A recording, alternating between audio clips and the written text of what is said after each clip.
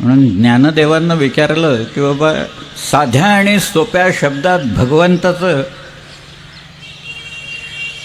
भगवंताची लक्षणं तुम्हाला सांगता येतील का? अगदी साधे. त्याच्यासाठी ज्ञानेश्वरी पूर्ण काही वाचायची आवश्यकता नाही.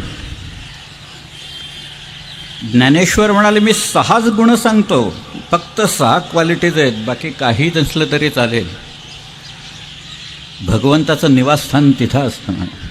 ज्ञान, वैराग्य, ऐश्वर्य, यश, श्री, औदार्य हे 6 सर्व गुण असती जेथं येणे कारणे भगवंत, असं ज्ञानदेवाने म्हटलेलं आहे.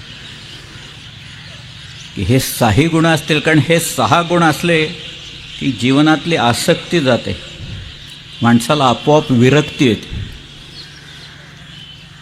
आसक्ती येते पण ती परमेश्वराच्या भक्तीची आसक्ती आहे.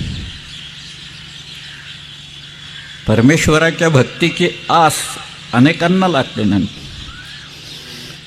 श्रीकृष्णाच्या वेळेला जी राधेला लागली होती, राधा हे काही पात्र खरं नाही आहे, ते रूपक आहे, तो एक दृष्टांत आहे. राध हा धातू आहे, राध म्हणजे भक्ती, त्याच्यावरूनच आराधना असा शब्द आलेला आहे आपल्याला.